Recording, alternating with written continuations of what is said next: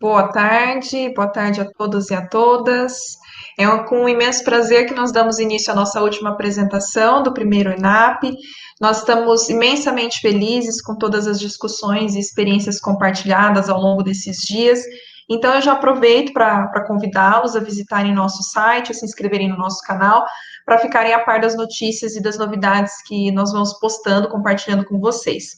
E para encerrarmos com chave de ouro o nosso evento, nossa apresentação deste encontro abordará a elaboração de itens para testes e será conduzida por nossa querida professora Viviane Furtoso, uma grande referência em pesquisas e ensino na área de avaliação. A professora Viviane é doutora em estudos linguísticos pela Unesp, atualmente é docente efetiva do Departamento de Letras Estrangeiras Modernas da Universidade Estadual de Londrina, UEL, e desenvolve pesquisa na área de linguística aplicada, com ênfase em avaliação, ensino e aprendizagem de línguas estrangeiras, em contextos presencial e online, bem como na formação de professores de inglês e de português para falantes de outras línguas. Então, com muita honra, eu passo a palavra agora para a professora Viviane para conduzir a sua apresentação.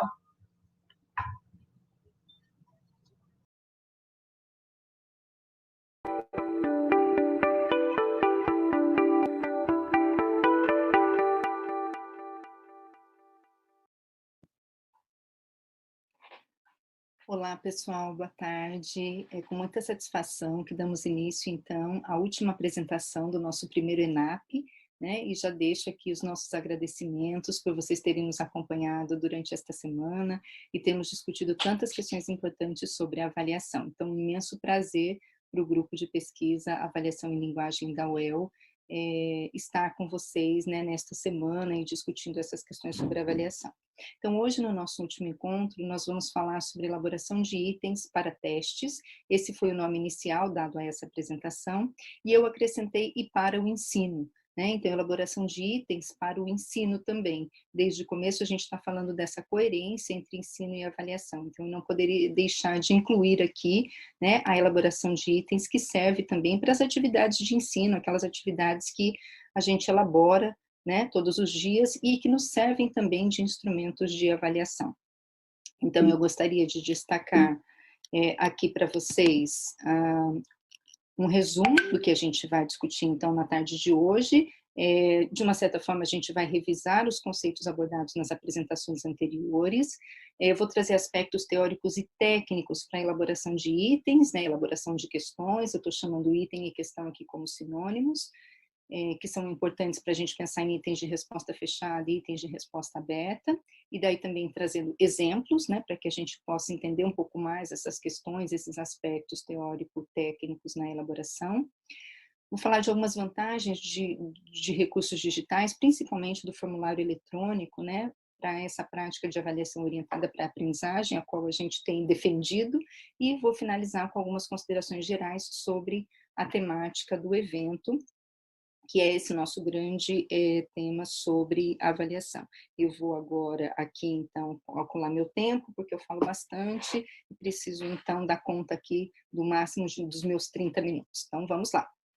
Bom, para começar, eu queria trazer essa questão mais ampla da avaliação, né, trazida pela professora Matilde Scaramucci, citada aí por mim em Rossato em 2012, onde ela diz que a avaliação, concebida desde o início do planejamento, né, seja como parte integrante central do processo de ensino-aprendizagem, ela pode ser uma solução para grande parte dos problemas que envolvem a educação, uma vez que nela também estão os maiores problemas. Então, se na avaliação estão os maiores problemas, ao abordar a avaliação, a gente também consegue pensar em alguns caminhos, né? Acho que não solução para os problemas, mas caminhos para que a gente possa, então, encaminhar esses problemas.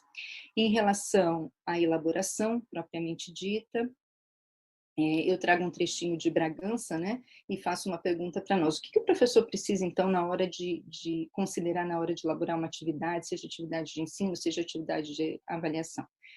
Para Bragança, a resposta é simples. Ele precisa voltar no planejamento dele de ensino, retomar o conteúdo da disciplina, né, que está ministrando, para daí pensar nos instrumentos de avaliação e, consequentemente, elaborar os itens para esses instrumentos. Então, como nós já falamos também durante essa semana, objetivos, instrumentos e critérios são parceiros inseparáveis, né? A gente não consegue trabalhar com a avaliação sem voltar no ensino e na aprendizagem, sem voltar no nosso planejamento. Então, hoje, nós vamos entrar no nível mais micro, vamos dizer assim, né?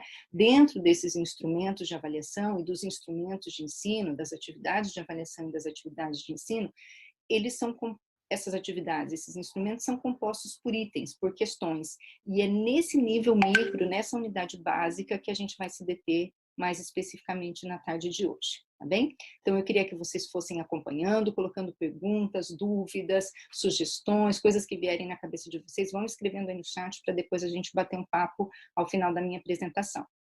Então, para falar dessa elaboração de questões, eu gostaria de trazer 3 conceitos chaves para a avaliação, que é a confiabilidade, a validade e a praticidade, né? Então, eu trouxe um outro trecho da professora Matilde, que ela diz que frequentemente a validade tem sido abordada em relação à confiabilidade, mas algumas vezes também a praticidade, ambas vistas como outras qualidades de um teste. Então, a gente está falando da qualidade de um teste, da qualidade de um instrumento, né? Então, um teste não pode ser válido sem antes ser confiável, ou seja, ser consistente e estável, uma vez que para ser válido necessita avaliar com precisão, de forma consistente.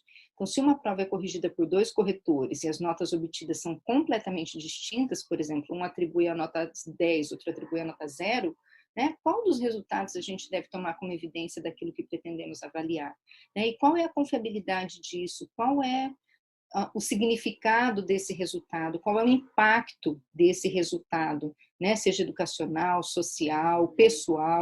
Então, são esses conceitos-chave que precisam estar no bojo da nossa discussão. E a elaboração de itens e de questões está diretamente implicada aqui, né? Por quê? A confiabilidade e a validade podem ficar comprometidas? Sim, elas podem ficar comprometidas, porque a função de elaborar itens pode ser considerada um dos principais fatores para a qualidade do processo avaliativo. Então, se a gente não tem, nesse processo de elaboração, vamos dizer, argumentos, aspectos que a gente considere, nós vamos, com certeza, comprometer a validade e a confiabilidade.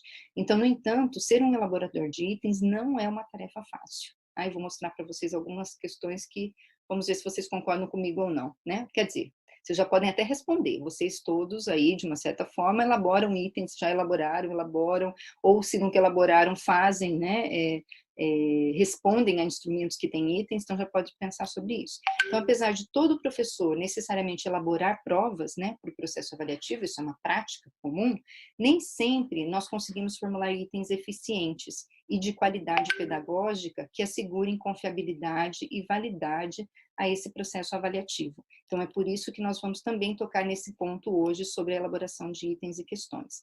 Então, o que é um item? O que é uma questão? Ele consiste na unidade básica de um instrumento de coleta de dados, que pode ser uma prova, um questionário, ou seja, todo instrumento, toda atividade tem itens, ele é composto por itens ou por questões. Nos testes educacionais, item pode ser considerado sinônimo de questão, termo mais popular e utilizado com frequência por nós nas escolas, né? Então, um instrumento ou uma atividade, seja de ensino ou de avaliação, ele pode ser composto, ela pode ser composta por vários itens, né? Então, você tem vários itens ou várias questões dentro de um mesmo instrumento, dentro de uma mesma atividade. Então, quais são as etapas e os tipos, né, de itens ou de questões? Então, nós temos, para a elaboração de um item, a gente tem que pensar em 3 grandes etapas. A abordagem de um conteúdo, ou mais, né, quais são os conteúdos que serão abordados ali, elaborar o enunciado do item e fazer a proposição de possíveis resultados para o problema que está proposto no enunciado, que é o que o aluno vai ter que chegar à conclusão, ou seja, vai ser a resposta do aluno, né? Você tem que propor possíveis resultados para que o aluno chegue lá. Então, essa proposição pode vir por meio de itens objetivos, ou seja, também chamado de resposta fechada, de resposta orientada. Então, geralmente a gente tem itens de alternativas, né, para que os alunos possam responder, ou esses resultados serão propostos por meio de itens dissertativos ou discursivos, que também são chamados de item de resposta aberta ou itens de resposta livre, ok? Uma outra forma de se referir a esses itens também, itens de resposta de seleção, que seriam os itens de resposta fechada, ou itens de resposta aberta, que também são chamados de itens de construção. Então, eu trouxe aqui só para ampliar um pouquinho também essa terminologia na área, né? Quando vocês encontrarem itens de seleção ou de construção, eles estão se referindo também a itens de resposta fechada e itens de resposta aberta. Então, itens de resposta fechada são só de múltipla escolha, por exemplo? Aqui, então, já vou começar a falar mais do item de resposta fechada. Eu dividi minha fala nesses dois grandes blocos, né, de item de resposta fechada e de resposta aberta. Então, aqui a gente já começa a caminhar para esse ponto da fala, que é a discussão sobre itens de resposta fechada. Então, eles são só de múltipla escolha? Não. Apesar de serem os mais conhecidos, os testes de múltipla escolha, mas nós temos também, por exemplo, itens dicotômicos, que são aqueles que o aluno responde se está certo ou está errado, se ele concorda ou se ele discorda, se é falso ou verdadeiro, né? Temos itens associativos ou de correspondência, itens múltiplo, falso, verdadeiro, seleção de palavras ou preenchimento de lacunas e ranking, né? Onde você coloca ali em ordem de ranqueamento as respostas. Então, são consideradas questões de resposta fechada todas as questões que só permitem a resposta já prevista pelo elaborador da atividade. Por isso que ele é de resposta fechada, né? Então, eu só tenho a opção de dizer se é certo ou é errado. Eu tenho a opção de dizer se eu concordo ou não concordo. Eu tenho a opção de escolher uma alternativa correta. Eu tenho a opção de preencher a lacuna. Tem quatro lacunas com 4 palavras, vai ser uma palavra para cada lacuna. Então, essas respostas foram previstas pelo elaborador, por isso que eles são itens de resposta fechada. Uma pergunta para vocês, pensem aí, vocês têm elaborado atividades com itens de múltipla escolha, por exemplo, sabem elaborar? Então, eu não vou ter tempo nesta apresentação de passar por todos esses tipos de itens de resposta fechada. Então, eu vou me concentrar no de múltipla escolha, que são os mais comuns, vamos dizer assim, né, o que a gente tem mais usado, e a partir da discussão com eles, eu tenho certeza que vocês vão conseguir também levar para a discussão dos outros itens, ok? Então, o teste de múltipla escolha, ele tem sido alvo de várias críticas, né? Entre essas críticas, a principal delas é que estudantes bem treinados em resolver testes, eles obtêm altos índices de acerto, mesmo sem domínio dos conteúdos. A gente sabe disso, né? Por que que isso acontece? Porque muitas vezes o próprio instrumento tem problema, e aí a gente deixa isso acontecer quando a gente não sabe também elaborar, inclusive sob aspectos técnicos, um bom item, né? Acredita-se, porém, ser possível minimizar em muito este fato, então, com a utilização destes testes tecnicamente bem elaborados. Do mesmo modo, testes com problemas na forma de sua elaboração podem induzir estudantes ao erro, mesmo os que dominam o conteúdo. Então, a gente precisa tomar bastante cuidado, é por isso que a gente está falando hoje sobre isso. Falando, então, nos itens de múltipla escolha, as partes constitutivas desse item vai ser sempre um texto base, né, para que ele possa dali nascer o enunciado e as suas alternativas, então, ok? Vamos pensar nas vantagens e desvantagens desses itens de múltipla escolha, ou itens de resposta fechada de um modo geral, né? Eles possibilitam avaliar objetivos pretendidos, a sua correção é rápida, né, com o objetivo, pois cada questão há somente uma alternativa correta. Maravilha, na hora de corrigir é ótimo, mas e na hora de elaborar? Então, aí entra também uma questão que pode ser uma desvantagem, né? A elaboração desse tipo de questão é mais demorada e mais difícil. Vamos ver se vocês concordam comigo a partir dos meus exemplos, ok? Por que, então, que ela é mais demorada e por que ela é mais difícil de compor? Vejam o primeiro exemplo que eu trago aqui, ó. Olha a carinha do aluno, né, bem felizinho, porque o professor disse que o exame é muito fácil, até os alunos do nível 1 vão tirar de letra. E aí, quando ele chega na hora do teste, veja a opção que ele tem. Laranja é uma cor, laranja é uma fruta. Então, qual é a alternativa, né? Nós temos algum problema aqui nesse item? Nós temos um grande problema, porque nós temos um duplo gabarito, né? Não tem contextualização do item, não tem texto base, ele não tem onde se amparar, onde recorrer para decidir se é A ou B, né? Poderia ser A ou B, e o que estava na cabeça do elaborador? Então, se na cabeça do elaborador estava A e quem colocou B errou, qual é a confiabilidade e a validade desse resultado? Quão significativo ele é? Qual é o impacto que isso vai ter? Então, aqui nós temos uma questão de duplo gabarito, que muitas vezes acontece na hora que a gente elabora itens.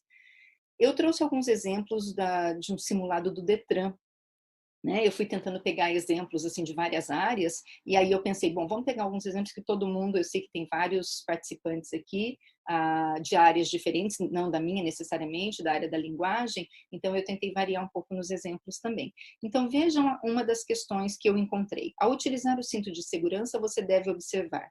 Respondam aí, façam uma leitura rápida, e eu vou fazendo aqui com vocês. Se tem tamanho suficiente para que duas pessoas possam usar ao mesmo tempo. Como assim? Duas pessoas usar o cinto de segurança, o mesmo cinto de segurança? Se o cinto de segurança não tem cortes, dobras, e se o sistema de travamento está funcionando.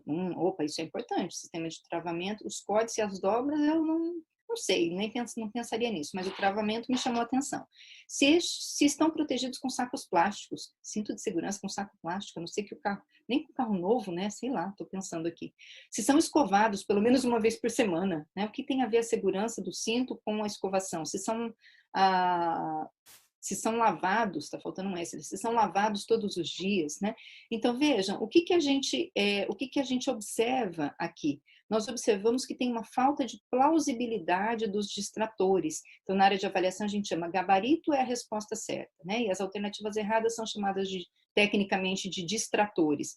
Então, falta plausibilidade, ou seja, eu não preciso voltar no enunciado, eu não preciso interpretar nada, basta que o senso comum, o meu conhecimento de mundo já é suficiente para que eu elimine essas alternativas. Então, qual é, né, a validade, que confiabilidade um item dessa natureza tem, a não ser fazer pegadinha, ver se a pessoa está esperta ali, está atenta com o que está lendo. Ok? Vamos para um próximo. Responda sem ler o enunciado. Vamos lá, ó. Vamos ver se a gente consegue responder. Fica bem próximo do veículo da frente. Mantém distância segura do veículo que está à frente. Peraí, já estou excluindo, então. Fica bem próximo, mantém distância. Então, a 1 exclui a 2 exclui a 1. Então, já tenho uma só. Beleza, então já estou conseguindo eliminar uma. Manter o veículo com a embreagem patinando para facilitar a saída e impedir que ele retorne.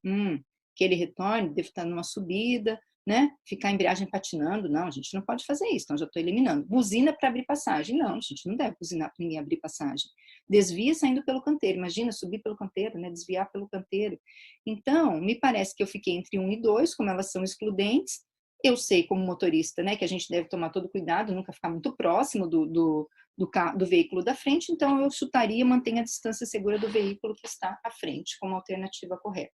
Vamos ler o enunciado para ver se faz diferença agora, se o enunciado diria que eu estou errada, né? Você está subindo numa ladeira e precisa parar seu veículo a fim de aguardar a abertura do semáforo. Nessa situação, você age preventivamente quando mantém distância segura do veículo que está à sua frente. Então, veja, ao elaborar um item, né, é esse tipo de coisa que nós não podemos fazer para que esse instrumento nos mostre de fato o conhecimento do nosso aluno. Não é se ele está esperto, se ele está atento, né, se tem uma pegadinha ali ou não.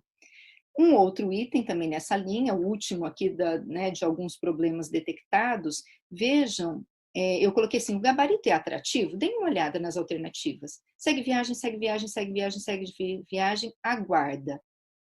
Esse aguarda já me chama atenção. Por quê? Porque eu não tenho paralelismo. Eu tenho até o 4 começando igual e o quinto diferente. Esse quinto aqui, né? Ele é um pouco diferente. Eu começaria por ele. Já que ele é tão diferente assim, né? Aguarda até se sentir em condições para prosseguir. Eu tenho que prosseguir, será que eu tenho que aguardar ou eu tenho que seguir viagem? As outras 4 são seguir viagem. Eu sigo viagem após tomar um café bem forte. Se eu tomo um café forte, o motorista não está com sono, será? Segue viagem acelerando mais e abrindo a janela para sentir o vento. Preciso de um vento que eu acho que eu vou dormir. Segue viagem ouvindo uma música suave. Né? Segue viagem, pois acredita que dormir ao volante raramente acontece. Dormir ao volante, tá... Bom, eu chutaria, né, muito de imediato, mas vamos olhar o enunciado. Vamos ler o enunciado. Você acabou de almoçar e está com muito sono. Para chegar ao seu destino, ainda um longo caminho pela frente. Nessa situação, você aguarda até se sentir em condições para prosseguir. Então, vejam, a parte técnica, ela tem um impacto muito grande no tipo de resposta e como esse aluno vai dar essa resposta. Então, é isso que eu sempre estou falando da confiabilidade e da validade. Então, Bragança elaborou uma lista de verificação que pode nos ajudar a considerar esses aspectos importantes na hora da elaboração de itens de resposta fechada, ok? Então, só estou trazendo para vocês olharem, seria mais ou menos uma fichinha de autoavaliação para a gente. Ao elaborar um item, a gente vai vendo se tem essas coisas ou não, se esse aspecto está contemplado ou não. Eu vou olhar para esses aspectos num outro exemplo, né? E para finalizar essa parte aqui dos itens de resposta fechada. Então, esse é um exemplo 5 que eu trouxe para vocês. Nós temos aqui um item do Enem, e a minha primeira pergunta para nós analisarmos é: são contempladas as 3 partes constitutivas do item? Então, nós temos aqui um texto base, aqui nós temos um enunciado, e aqui nós temos 5 alternativas, sendo a letra D o gabarito e as letras A, B, C e E os distratores, né? Então, sim. A extensão das alternativas é equivalente? Veja que a extensão das alternativas, ela é equivalente. E isso é muito bom, porque não chama a atenção do aluno logo de cara. Por quê? Porque nós temos uma tendência de fazer o gabarito a gente faz primeiro e a gente tem uma tendência de escrever um monte no gabarito. Aí a hora que você faz o primeiro distrator, mais ou menos, o segundo já diminui, o terceiro diminui, o quarto sai a fórceps, porque é muito difícil você elaborar bons distratores que não sejam eliminados logo de cara, como nós vimos nos exemplos anteriores, que não precisa nem ler o enunciado. Então, isso é muito difícil de fazer. Então, a equivalência da extensão das alternativas é bem importante também. Há paralelismo sintático? Sim, tá vendo? Ó, todos são verbos: informar, divulgar, promover, informar, anunciar. Beleza. Há paralelismo semântico? Eu tenho que voltar para o enunciado. O enunciado diz que o texto tem por objetivo: um texto informa, um texto divulga, o texto promove, um texto anuncia. Sim, então há paralelismo semântico. O único senão seria um pouquinho em relação ao gabarito, que é o próximo item. O gabarito é único? O gabarito é único, mas ele pode ter um atrativo, porque veja que a letra A e a letra D estão com o mesmo verbo, então o fato de ter o mesmo verbo 2 vezes, isso é questão de elaboração, é muito difícil elaborar. Então, o que acabou acontecendo aqui? Repetiu-se o mesmo verbo, isso pode ser um atrativo. Então, uma sugestão seria trocar o verbo da letra A por um sinônimo de informar para... O gabarito não é duplo, o gabarito é único, mas o que eu estou querendo dizer é que pode haver um atrativo para o gabarito. Os distratores são plausíveis? Vocês não estão tendo tempo de ler, mas depois, com mais calma, vocês podem acessar os slides e lerem de novo. Né? As alternativas não são excludentes entre si, como a gente já pôde fazer anteriormente, né, num dos exemplos, então isso também é bem importante, ok? Então, aqui, para reforçar o que a gente deve evitar, eu vou passar mais rapidamente por aqui, porque o meu tempo está avançando. A revisão das questões é sempre muito importante, cada vez que a gente lê, a gente pode observar alguma coisa, e isso também é muito importante para dar mais confiabilidade, dar mais validade, consequentemente, ao teste, e para ter um impacto mais positivo.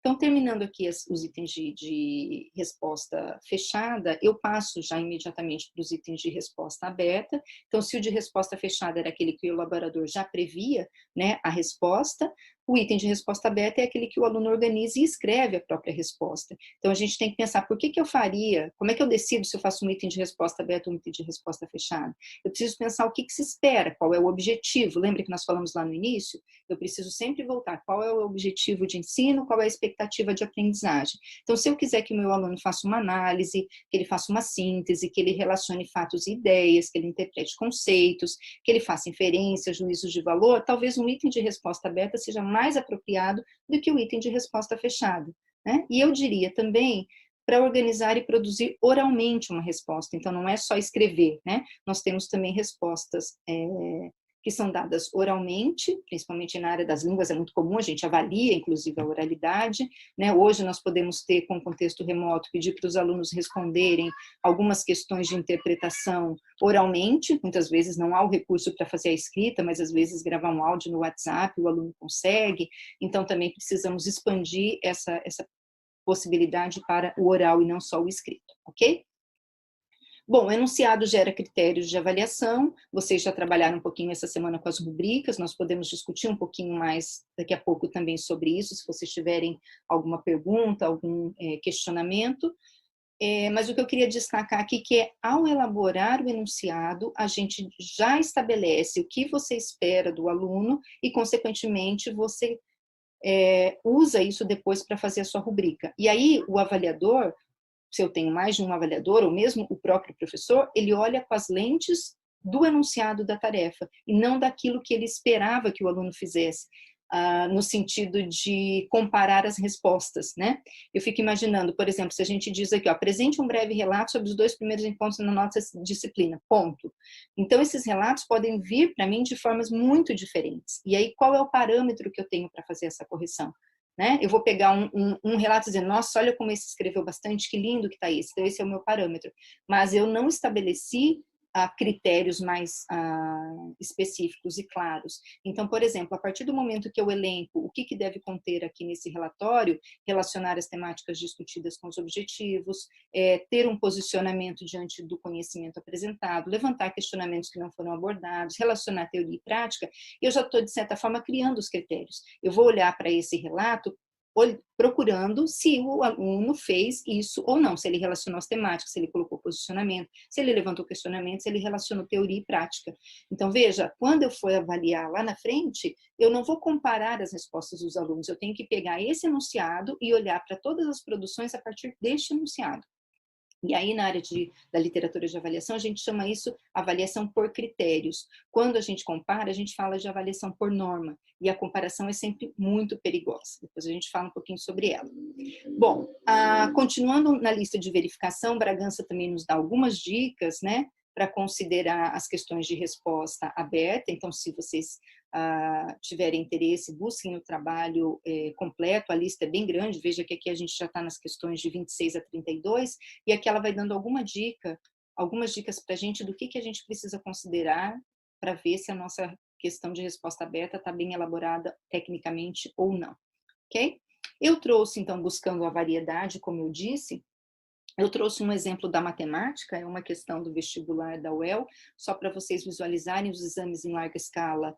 Eles trabalham muito bem com todas essas questões, né? Precisam trabalhar, muitas vezes a gente na sala de aula acha que não precisa, mas deveria também trabalhar com isso, é isso que eu estou tentando mostrar aqui para vocês. Então, vejam, nós temos um enunciado, nós temos um texto base, vamos pensar na parte do item, né? Então, o item de resposta aberta segue a mesma constituição.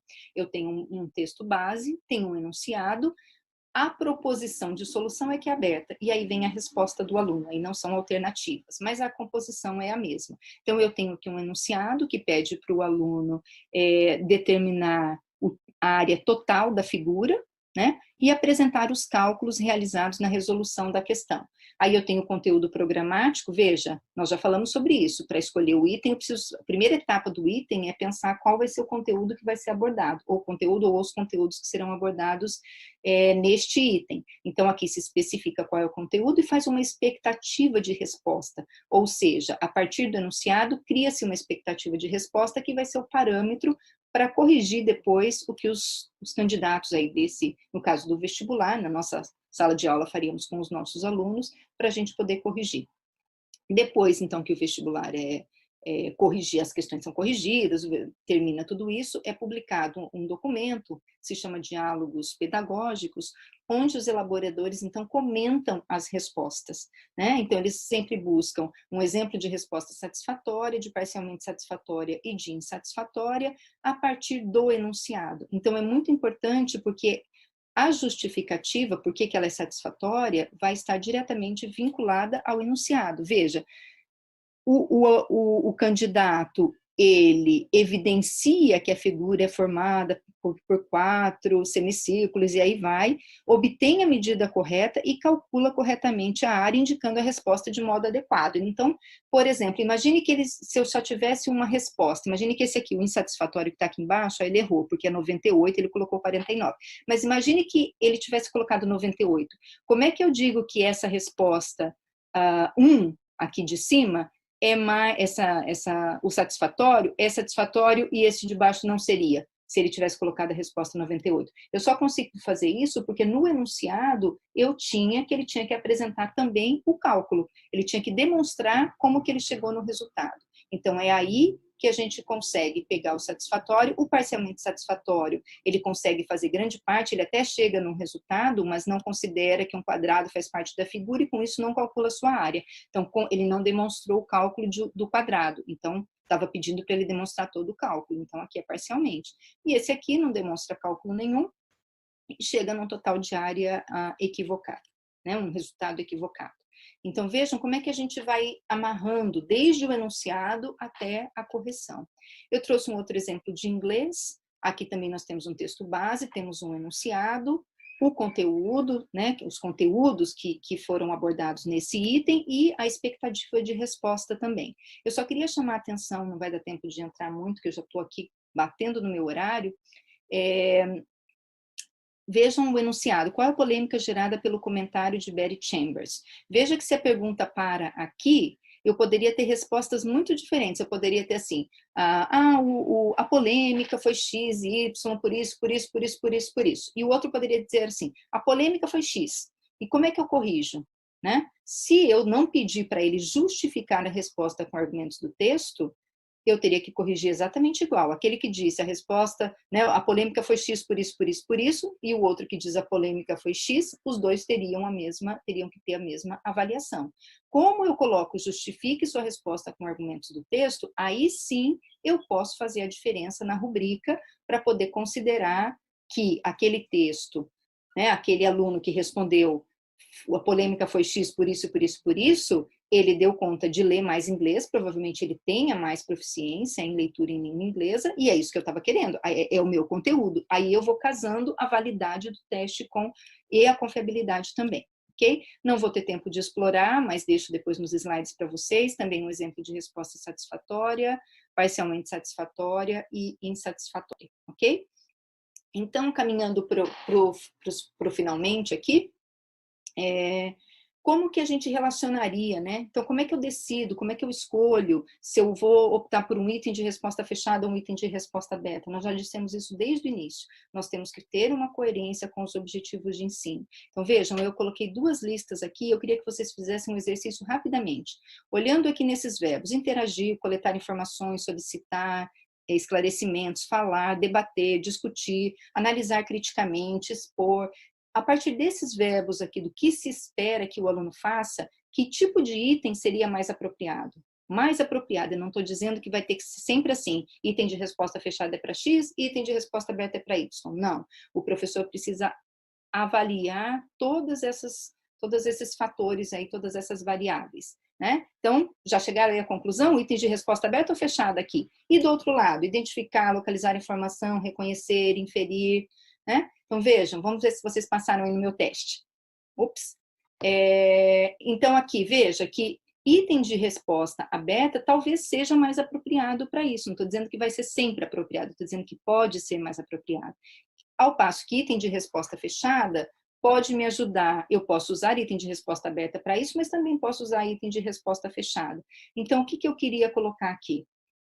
Que isso não é 8 ou 80, né? Essa imagem que eu trouxe aqui é para mostrar, esse aqui somos nós, professores. É uma decisão que o professor tem que tomar pensando em todos os aspectos envolvidos nessa decisão, né? E as consequências, inclusive as consequências, e aí o impacto que isso tem depois na vida das pessoas, na sociedade, da escola, etc. Então, nós temos que estar muito informados, né, muito esclarecidos de qual vai ser o impacto de tudo isso, para que a decisão que a gente tomar seja uma decisão, a melhor decisão possível, ok? Em relação às vantagens de formulário eletrônico, eu não vou conseguir explorar muito agora. O formulário eletrônico que eu estou pensando aqui é aquele formulário do Google mesmo, ele tem várias vantagens para nós, em termos de resposta fechada e de resposta aberta. Então, a dica que eu daria, quando a gente usar aquele formulário do Google, deixem separado itens de resposta fechada num formulário e itens de resposta aberta em outro, porque aí ele já nos ajuda, né? Como a resposta fechada é certo ou errado, é uma alternativa só que está certa, ele também já faz um trabalho que às vezes manualmente a gente tinha que fazer, então acho que a gente pode nos dedicar a elaborar melhor o item do que ficar preocupado com a correção. E os itens de resposta aberta a gente coloca num outro formulário. Então, em relação aos de resposta fechada, eu acho que uma grande vantagem é que ele permite que o estudante retorne nos itens errados e ainda possa refazê-lo a partir do feedback. Então, para cada resposta, a gente cria um feedback, que a gente chama aqui de feedback for feed forward, que é mais ou menos olhar para trás para avançar, né? Não só olhar para trás, mas olhar para trás para ir para frente. E como fazer isso? Tem várias formas de fazer isso ali dentro do formulário. Depois, se vocês quiserem, a gente fala um pouquinho sobre isso. E os itens de resposta aberta, esse formulário permite a criação de rubricas ali dentro mesmo, vocês já viram e durante essa semana também na apresentação de criação de rubricas, que já ficam disponíveis, e também nas outras, né, que trabalharam com recursos digitais para o ensino remoto. Já ficam disponíveis para o estudante quando do acesso ao instrumento. Então, esse critério que o professor vai usar para corrigir já pode servir de estratégia para os alunos aprenderem e estudarem. Okay? Eu sei que eu estou com o meu tempo, eu peço aí permissão da minha mediadora, eu já estou encerrando. Ok? Eu vou passar mais rápido por alguns slides. Eu coloquei aqui uma imagem para nós, então não façamos com os nossos alunos o que a gente não quer que faça com a gente. Então, método simplificado de avaliação não existe, a avaliação é complexa e nós precisamos estar preparados para usá-la, né? Para elaborar bons itens, bons testes, pensar em vários aspectos. Então, na perspectiva que nós discutimos nesse evento, a avaliação tem que ser um meio para o resultado final e nunca um fim em si mesma, né? E com isso ela ajuda a melhorar o desempenho, não só classificá-lo, mas a tomar as decisões, as intervenções no meio do caminho, tirar as pedras do meio do caminho, tanto para nós professores quanto para os alunos. Nós temos que agir e não reagir, né? Avalia ação e não reação, porque a reação pode ser um problema para nós nesse contexto. Nós temos que usar a avaliação e não fazer a avaliação. Você não sabe como avaliar? Eu deixaria uma dica. Primeiro descubra o porquê avaliar e depois adeque o como, porque o como é flexível, é relativo, é variável, ele depende de qual é o papel da avaliação em todo esse processo que nós estamos aí engajados e totalmente envolvidos enquanto professores e alunos. Bom, então era isso, eu sei que eu tenho problema com o tempo, eu corri aqui em alguns slides, mas eu fico à disposição de vocês, as dúvidas, se vocês quiserem que eu expanda mais alguma coisa que eu passei muito rapidamente, aqui estão minhas referências, as referências usadas só para a confecção desses slides aqui, e deixo os nossos agradecimentos enquanto grupo de pesquisa, avaliação e ensino. Muito obrigada pela participação de todos e todas durante essa semana, não só nessa fala de hoje, mas e que a gente continue, nos colocamos à disposição para continuar esse diálogo com vocês, para entender melhor o que é avaliação orientada para aprendizagem, para praticar melhor e para caminharmos cada dia mais com informação e um conhecimento mais sistematizado para que a avaliação seja válida e confiável. Muito obrigada e fico à disposição de todos vocês.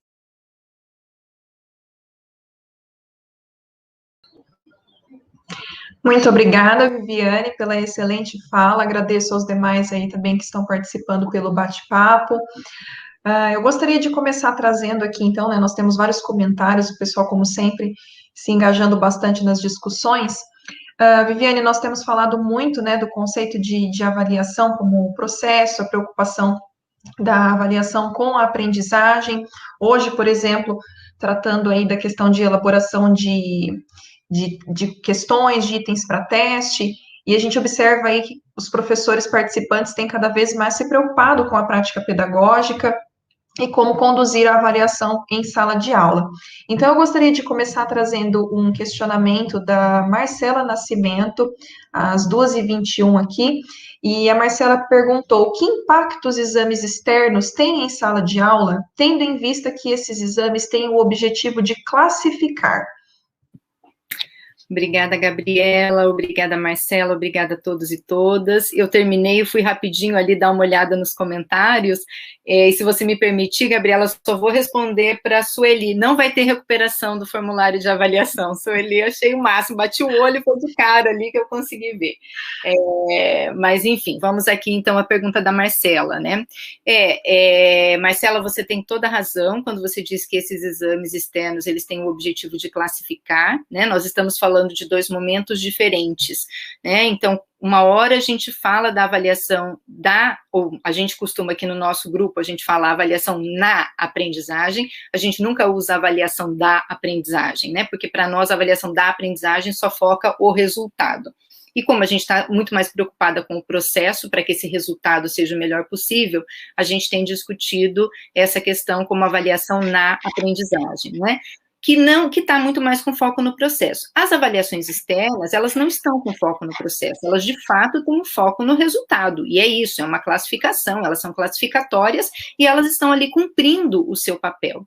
Eu acho que o maior problema, Marcela e colegas, o que eu vejo, às vezes, um impacto muito negativo dos exames externos é quando a gente vai só para um simulado, sabe? Eu quero que o meu aluno passe no exame X, e aí eu não mudo a forma de ensinar, mas eu uso aquele instrumento de avaliação externa como um instrumento de avaliação interna, ali na aprendizagem. E aí o nosso impacto acaba sendo, né, não sei se a Gabriela concorda, mas o impacto acaba sendo ali muito desastroso, porque a gente ensina de um jeito e avalia de outro, né? Então, o melhor impacto que os exames externos, se a gente entender que eles são relevantes, importantes, o maior impacto que eles deveriam ter é que esse nosso ensino viesse desde a base, preparando esse aluno para se sair bem naquele exame, não necessariamente fazer simulados apenas. A gente ensina de um jeito, daqui a pouco faz um monte de simulado para que ele se saia bem naquele exame. O resultado, com certeza,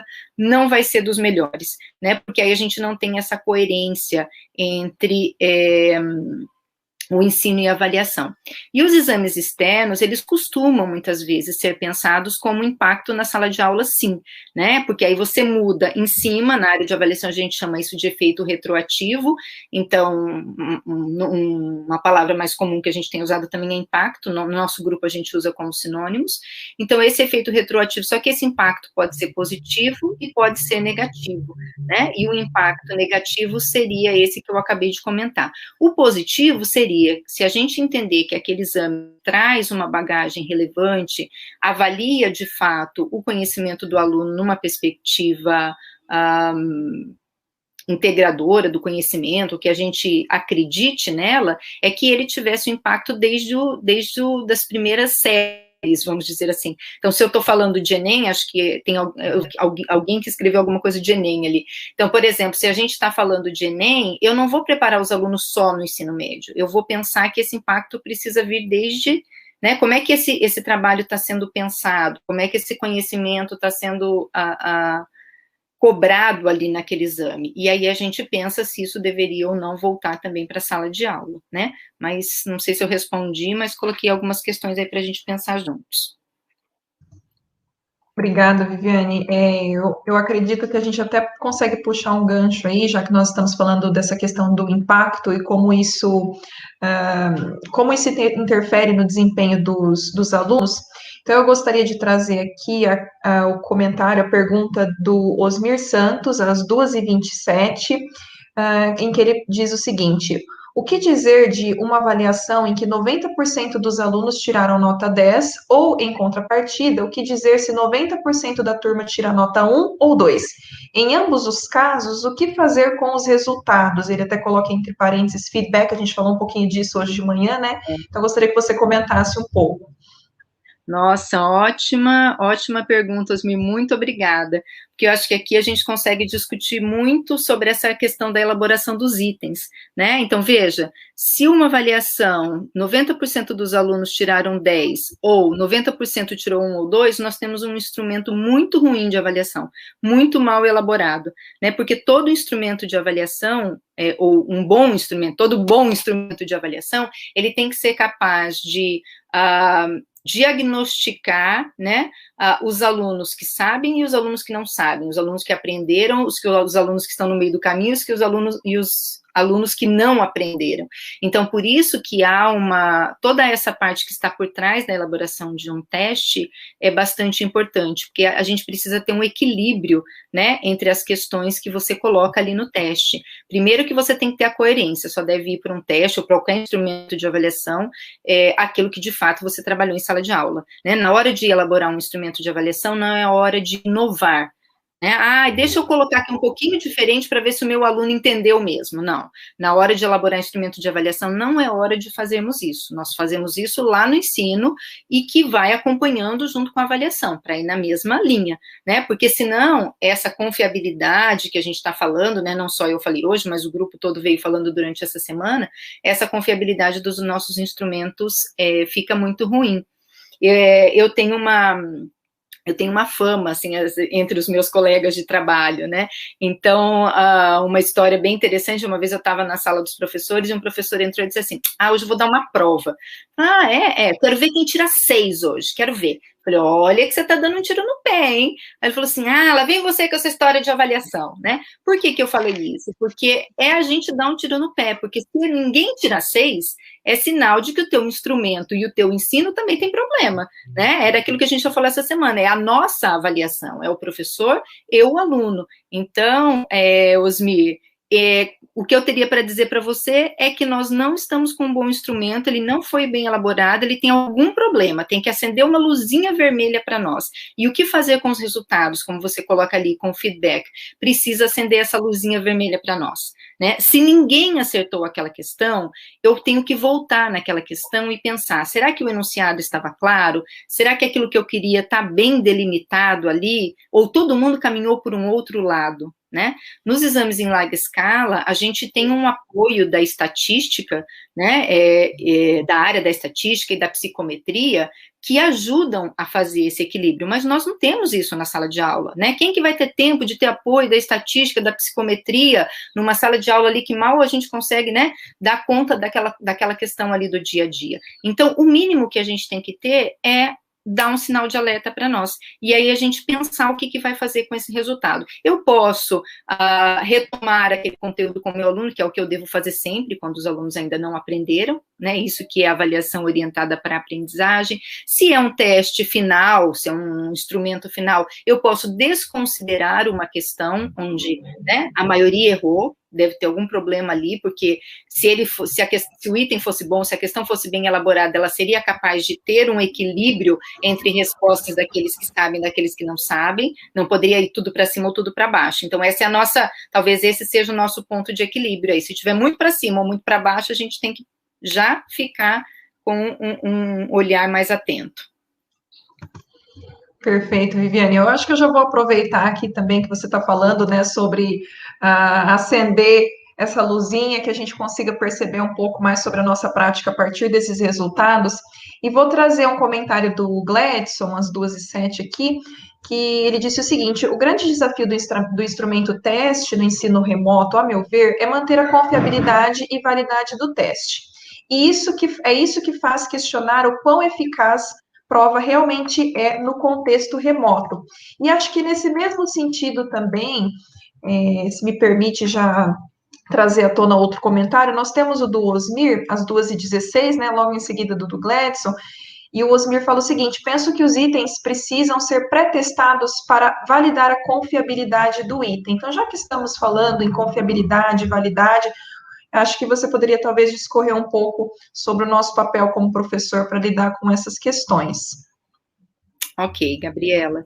Eu vou começar aqui pela última do Osmir, que está na tela, porque eu acho que tem a ver com o que eu acabei de falar, né? Quando ele diz que os itens precisam ser pré-testados, é por isso que nos exames em larga escala a gente tem a pré-testagem, justamente para calibrar o item, né? Para ver se não tem aquele problema de duplo gabarito, de plausibilidade, como eu fui colocando durante a apresentação. Eu fui tentando, com os exemplos, trazer para vocês os conceitos ou as questões que vão aparecendo, né? Que invalidam depois, no final, que a gente tem uma não validade desse instrumento. Mas, como é que a gente faz isso, né, na sala de aula? Então, aí talvez a gente pudesse trabalhar um pouco mais com a nossa realidade mesmo, nesse sentido de estar atento com aquilo que está acontecendo ao nosso redor, porque nós estamos trabalhando com avaliação na aprendizagem, né? Então nós podemos retomar, nós podemos voltar com os alunos, nós podemos substituir instrumento, nós podemos pedir refacção daquele item, né? Nós podemos discutir em sala de aula, trazer diferentes respostas para um mesmo item, e discutir com os alunos por que uma está mais apropriada que a outra, e isso gera, novamente, um momento de aprendizagem, que é tudo que a gente precisa fazer na sala de aula. Em relação à confiabilidade, quando o Gladson falou da prova, no contexto... o Osmir está colocando, estou acompanhando aqui, eu consigo acompanhar agora. No fundo, são os estudantes quem diz se o item é bom ou ruim. É isso, é a resposta do aluno, né? É a resposta do aluno. Em relação à questão da prova no contexto remoto, eu acho que depende um pouco desse nosso conceito de prova, né? Se a gente considerar a prova como aquele momento que tem um conjunto de itens que ele vai responder ali, né, num determinado momento, sem consulta, sei lá, existe até prova com consulta, mas eu estou pensando ali no contexto remoto, né? O que a gente vai fazer com isso? A gente quer um instrumento que vai só me dizer quantos acertaram e quantos erraram, ou a gente quer um instrumento que, a partir desses resultados, ele sirva de diagnóstico para eu ainda pensar com qual conteúdo eu volto em sala de aula, o que eu tenho que ainda retomar, o que não ficou claro para o meu aluno, porque nenhuma área de conhecimento, né, seja a minha, a matemática, né, acho que é a Sueli, que é da matemática, que está aqui com a gente, nós tínhamos a de educação física, eu não me lembro o nome da professora, que eu mediei lá no primeiro dia, mas eu me lembro que era da educação física. Então, assim, nenhuma área de conhecimento, ela não permite um conhecimento cíclico, né? Para a gente vai para um conteúdo da frente, mas esse conteúdo da frente pode resgatar o conteúdo de trás e pode ir para frente, ele vai fazendo essa retomada, né?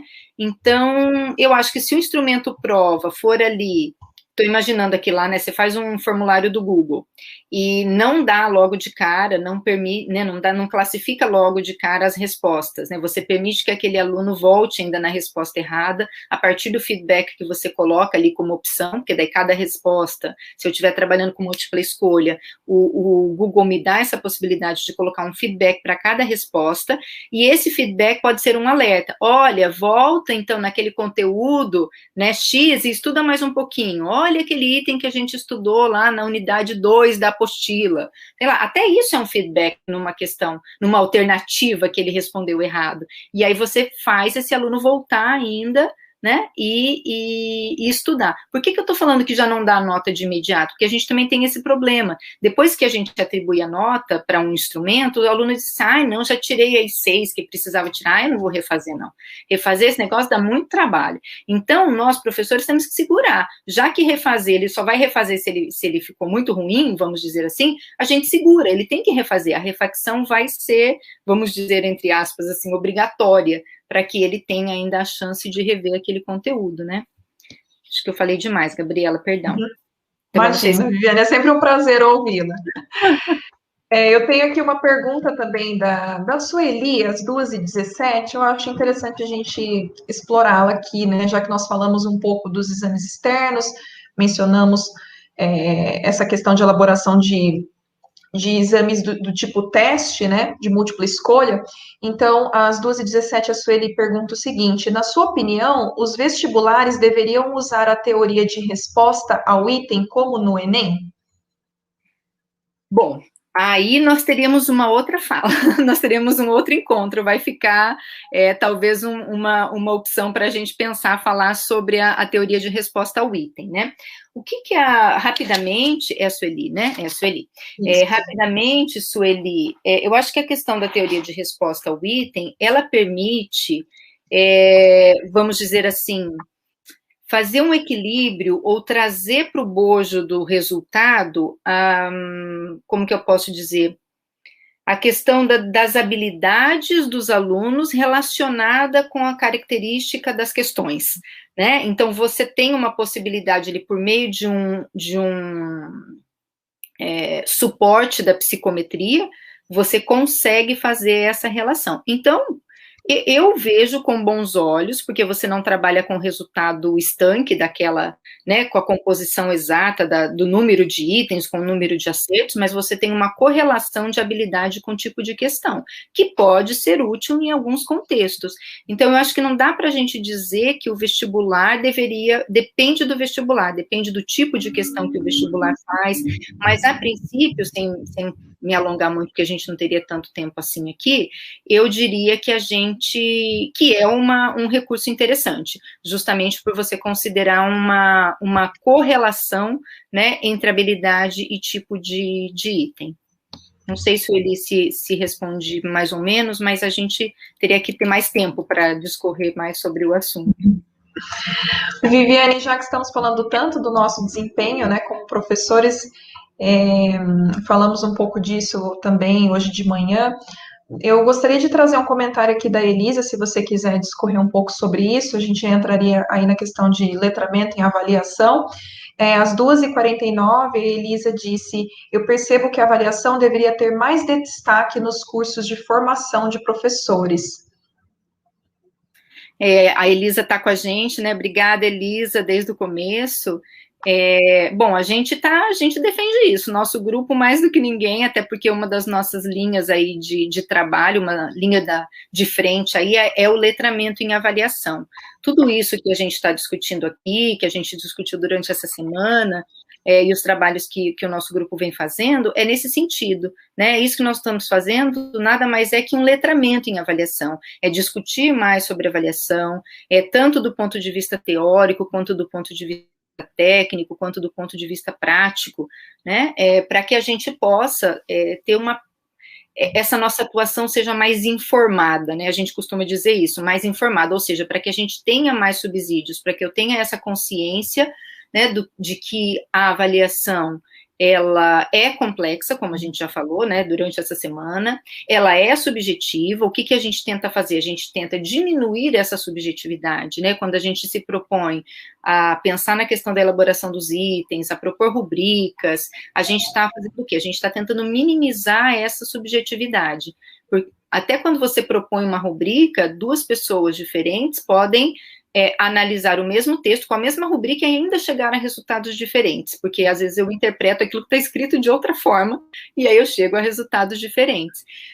Aí, se a gente pegar os exames em larga escala de novo, como um parâmetro para a gente só pensar um pouquinho quão difícil é o nosso trabalho em sala de aula, nos exames em larga escala, o que acontece? Nós temos todo um aparato para diminuir essa subjetividade e dar mais confiabilidade. Então, todo item ou todo instrumento é corrigido pelo menos por 2 avaliadores. Se houver discrepância, vem um terceiro, né? E isso tudo vai minimizando. E na sala de aula? É a gente que elabora o instrumento, a gente que corrige e a gente que decide a vida do aluno, se ele vai para frente ou se ele não vai, né? Porque a gente não tem um colega ali do lado para ser um pré-testar o nosso item, às vezes ler uma prova que a gente está fazendo para nos ajudar ou qualquer atividade.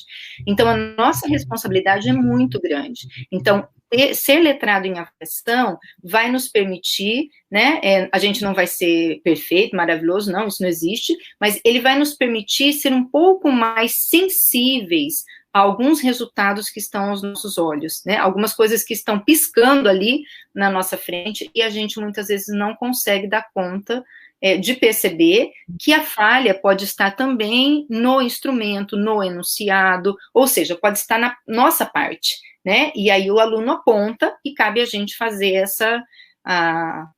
perceber isso e tomar as decisões que nos compete ali enquanto professores. Obrigada, Viviane. Nós estamos caminhando para os minutos finais aqui, mas já que estamos falando, né, sobre a nossa atuação enquanto professores, logo no início, quando você começou a sua fala, o grupo postou lá no bate-papo como que tem sido essa experiência, né, de elaboração de itens, elaboração de questões, e a maioria das respostas foi referente à dificuldade com relação a isso, né? Então, eu tenho até o comentário novamente do Osmir, às 2h06, em que ele compartilha: penso que os critérios precisam estar claros e bem definidos para avaliados e avaliadores. Você gostaria de falar um pouco dessa importância para a elaboração, né, dos itens, questões para testes? Perfeito, Osmir, com certeza tem que estar muito claro e muito bem definido, né? É o que eu estava dizendo, quando a gente trabalha com esse grupo dos itens de resposta fechada, a nossa preparação, o nosso cuidado, o nosso zelo tem que ser mais ao elaborar, né, do que muitas vezes ao corrigir, como eu já falei, as desvantagens e vantagens. Agora, quando a gente está elaborando itens de resposta aberta, é fundamental que esses critérios já estão ali no enunciado, né? Eu tenho vários exemplos, aqui o tempo nosso é sempre muito curto, mas eu tenho vários exemplos reais, assim, onde você olha claramente na correção ou na avaliação de uma resposta do aluno e você vê que o professor, então, toma a resposta de um como parâmetro e não o que ele de fato tinha pedido. Isso eu falei na minha apresentação e nós já discutimos, acho que teve uma pergunta, eu não me lembro se era da Aline, eu até me lembro que eu estava aí no chat também, que era o que a gente achava disso, quando você compara as respostas de um aluno com a resposta do outro, né? E muitas vezes a gente comete, assim, uma grande injustiça, porque às vezes o aluno é 150, ele fez muito mais do que o professor tinha pedido, né? E aí você toma aquilo como parâmetro. Então, se você voltar no enunciado, o teu enunciado já tem que estar claro. Aquilo que você vai pedir para o aluno já tem que estar claro desde o início. Acho que eu dei um exemplo aqui também durante a apresentação, né? Eu quero que ele justifique a resposta. Lembra que eu falei assim, e se ele falou assim, o problema foi X, aí o outro diz, o problema foi X por isso, por isso, por isso, por isso. A questão está toda no enunciado. Como eu vou olhar, com que critério, com que lentes eu vou olhar para a produção do meu aluno, depende do que eu pedir. Se eu pedir para ele qual foi o problema, tanto faz o aluno que respondeu o problema foi X, ou o aluno que respondeu o problema foi X por isso, por isso, por isso, eles já atenderam a tarefa. Então, o meu critério está lá no enunciado. Eu fiz uma pergunta, ele respondeu a pergunta, não importa o que o outro respondeu mais 10 linhas, né? Agora, qual é o problema? E justifique, ou traga trechos do texto, ou discorra, ou dê sua opinião, sei lá. O que mais a gente vai pedir? Então, isso já está no enunciado. Então, eu já defino se o meu aluno atendeu ou não a tarefa a partir do próprio enunciado. Então, a elaboração do item, a elaboração da questão já traz tudo. Ela já traz, né, ela já tem que pensar o resultado, como a gente falou do planejamento inverso também, qual é o resultado que eu espero do conhecimento do meu aluno, né, eu elaboro e a partir dali eu já tenho os critérios também. Então, é um trabalho bem sincronizado, vamos dizer assim, né, não é um nado sincronizado, mas é uma prática sincronizada aí. Muito bem, Viviane. Bom, é um prazer ouvi-la, né? Com certeza nós ficaríamos aqui por horas discutindo.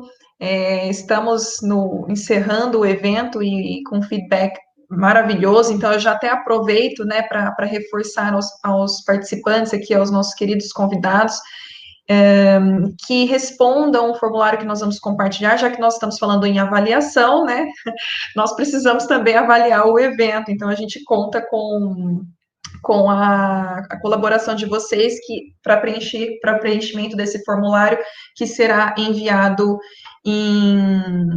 pelo e-mail de vocês, ok?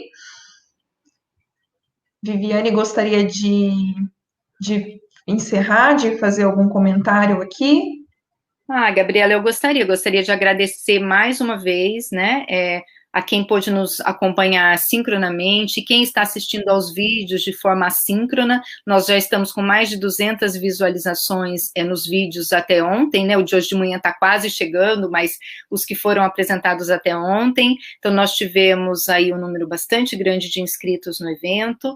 Queria agradecer imensamente por esse diálogo, pela participação de vocês, e ficamos à disposição para aprender também muito junto com vocês, e fica aí todo o nosso agradecimento. Agradecer à Uniad mais uma vez, da UEM, a professora Jo, né, em nome da professora Josi, agradecer a toda a equipe, da Josi e do Erivelto, então, que nos acompanha aqui, nos dando todo esse suporte para que essa transmissão seja possível, e dizer mais uma vez que foi uma honra para nós essa parceria, esse trabalho em equipe, que a gente acredita muito, tá bem? Então, pedir que vocês respondam um instrumento de avaliação muito importante para nós. A gente já teve um feedback de vocês durante as apresentações, e agora o que vocês trouxerem de importante para nós vai nos ajudar quando formos fazer um outro evento. Olha, isso não foi legal, isso foi bom, vamos manter. Então, uma constante avaliação para que a gente possa crescer sempre. Muito obrigada.